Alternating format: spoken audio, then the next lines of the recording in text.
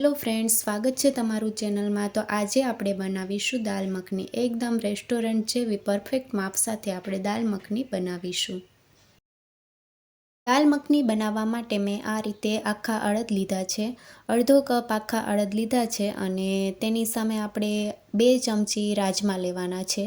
તો રાજમા તમારી પાસે ન હોય તો તમે તેની જગ્યાએ ચણાની દાળ પણ લઈ શકો છો। અને હવે આપણે આખા અડદ અને રાજમા બંને એક તપેલીમાં મિક્સ કરી લઈશું અને હવે આપણે 3 થી 4 પાણીએ વોશ કરી લઈશું। અડદ અને રાજમાને 2 થી 3 પાણીએ વોશ કરી લેવાના છે અને તમે જોઈ શકો છો કે હાથેથી આ રીતે રફ કરીને આપણે વોશ કરવાના છે, જેથી તેમાં રહેલી બધી જ ગંદકી દૂર થઈ જશે અને દાલ મખનીનો સરસ એવો કલર આવશે। તો અત્યારે આ રીતનું પાણી નીકળ્યું છે, તો હજી આપણે 2 થી 3 પાણીએ વોશ કરી લઈશું। અડદ અને રાજમામાંથી પાણી કાઢી લીધું છે અને હવે આપણે પલાળવાના છે। તો ઉપર સુધી પાણી ઉમેરીને આપણે 6 થી 7 કલાક માટે પલાળી લઈશું અને તમે જોઈ શકો છો કે પાણી અત્યારે એકદમ ક્લીન છે। તો હવે આપણે ઢાંકણ ઢાંકી દઈશું। 6 થી 7 કલાક જેવું થઈ ગયું છે અને હવે આપણે ઢાંકણ ખોલીને જોઈએ તો રાજમા અને અડદ પલળી ગયા છે।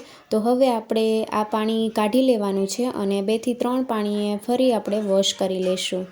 તો તમે જોઈ શકો છો કે મેં આ રીતે પાણી કાઢી લીધું છે અને હવે આપણે પ્રેશર કુકરમાં ઉમેરી દઈશું। સાથે પાણી ઉમેરશું તો પાણી આપણે હલકું ગરમ લેવાનું છે અને અડધો ઇંચ ઉપર સુધીનું આપણે પાણી ઉમેરવાનું છે અને હવે આપણે 6 થી 7 લસણની કળી ઉમેરશું। તો આ રીતે બાફવા વખતે લસણની કળી ઉમેરવાથી સરસ એવો ફ્લેવર આવે છે। સ્વાદ પ્રમાણે મીઠું અને 1 ચમચી આપણે કાશ્મીરી લાલ મરચું ઉમેરશું, જેથી દાલ મખનીનો કલર સરસ એવો આવશે અને 1 ચમચી તેલ ઉમેરશું અને હવે આપણે પ્રેશર કુકરનું ઢાંકણ બંધ કરી દઈશું અને 4 થી 5 વિસલ કરી લઈશું। 4 થી 5 વિસલ કરી લીધી છે અને કુકર આ રીતે ઠંડુ પણ થઈ ગયું છે। તો હવે આપણે ઢાંકણ ખોલીને જોઈએ તો રાજમાને આપણે મેશ કરી જોઈએ તો રાજમા મેશ થઈ જાય છે।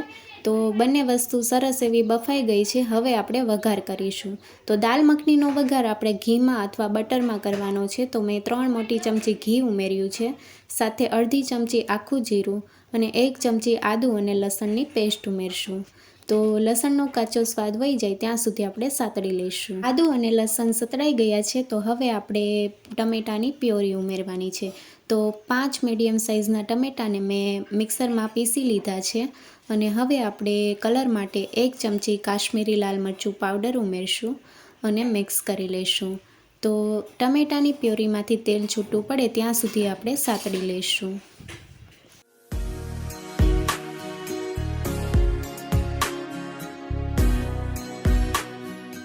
તમે જોઈ શકો છો કે આ રીતે તેલ છૂટું પડવા લાગ્યું છે અને આપણી ગ્રેવી સરસ એવી કૂક થઈ ગઈ છે।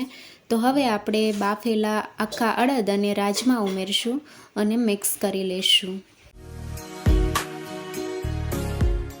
રાજમા અને આખા અડદને આપણે ગ્રેવીમાં 1 મિનિટ માટે આ રીતે મિક્સ કરી લઈશું, જેથી સરસ એવો ફ્લેવર આવી જાય। અને હવે આપણે ગ્રેવી થોડી પતલી કરવા માટે અડધો કપ પાણી ઉમેરશું। તો પાણી મેં હલકું ગરમ લીધું છે અને આ રીતનો આપણે ચમચો લેવાનો છે અને આ રીતે આપણે મેશ કરતું જવાનું છે। દાલ મખનીને ચમચાથી આ રીતે મેશ કરવાથી એકદમ ક્રીમી એવી તૈયાર થશે। દાલ મખનીમાં બહુ વધારે મસાલા નથી વપરાતા, તો પણ આ રીતે એકદમ રેસ્ટોરન્ટ જેવી તૈયાર થશે। દાલ મખની સરસ એવી કૂક થઈ ગઈ છે અને હવે આપણે 2 ચમચી બટર ઉમેરીને મિક્સ કરી લઈશું। તો દાલ મખનીમાં બટર અને ઘીથી સરસ એવો ટેસ્ટ આવે છે, તો તમે બટર તમારે ઉમેરવું હોય એ રીતે તમે ઉમેરી શકો છો અને હવે આપણે ચમચાથી આ રીતે મિક્સ કરી લઈશું।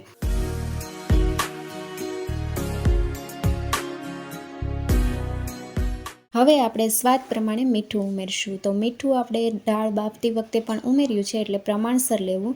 સાથે 1 ચમચી ખાંડ ઉમેરવાની છે। ખાંડથી ગળપણ નહીં આવે, પણ આપણે જે ટમેટાની પ્યોરી ઉમેરી છે એટલે બેલેન્સ રહેશે, તે માટે આપણે ખાંડ ઉમેરવાની છે। અને હવે આપણે આ રીતે ચમચાથી મિક્સ કરી લઈશું અને ફ્લેવર માટે 1 ચમચી કસૂરી મેથી ઉમેરશું। કસૂરી મેથીનો દાલ મખનીમાં સરસ એવો ફ્લેવર આવે છે અને આ રીતે મેશ કરતું જવાનું છે. તો તમે જોઈ શકો છો કે એકદમ ક્રીમી એવી તૈયાર થઈ ગઈ છે અને ચમચાથી બતાવું તો આ રીતની તૈયાર થઈ છે. જો તમારે વધારે પતલી કરવી હોય તો તમે થોડું પાણી ઉમેરીને પતલી કરી શકો છો. અને હવે દાલ મખનીનો 100 ગણો સ્વાદ વધારે તે માટે આપણે ફ્રેશ ક્રીમ ઉમેરશું. તમે ક્રીમની જગ્યાએ ઘરની મલાઈ પણ ઉમેરી શકો છો. અને હવે આપણે મિક્સ કરી લઈશું. તો ક્રીમ ઉમેર્યા બાદ આપણે એકવાર મિક્સ કરીને ગેસની ફ્લેમ બંધ કરી દેવાની છે. તો હવે આપણે ગેસની ફ્લેમ બંધ કરી દઈશું અને હવે મિક્સ કરી લઈશું.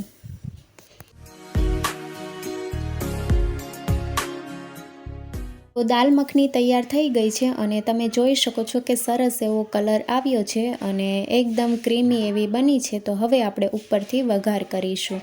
તો વઘાર માટે મેં તડકા પેનમાં 2 ચમચી ઘી ઉમેર્યું છે અને ઘી ગરમ થાય એટલે ગેસની ફ્લેમ બંધ કરીને 1 ચમચી કશ્મીરી લાલ મરચું પાવડર અને અડધી ચમચી કસૂરી મેથી ઉમેરશું. અને વઘારને આપણે દાલ મખની ઉપર રેડી દઈશું. તો એકદમ રેસ્ટોરન્ટ જેવી દાલ મખની તૈયાર થઈ ગઈ છે અને હવે આપણે દાલ મખનીને એક બાઉલમાં સર્વ કરીશું.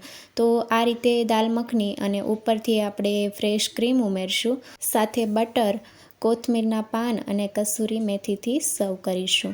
તો એકદમ રેસ્ટોરન્ટ જેવી દાલ મખની તૈયાર છે. એકદમ ક્રીમી એવી બની છે. જો દાલ મખનીની રેસીપી તમને ગમી હોય તો કમેન્ટમાં જરૂરથી જણાવજો અને નવી રેસીપી જોવા માટે ચેનલને લાઇક, શેર અને સબસ્ક્રાઈબ કરો. Thank you for watching.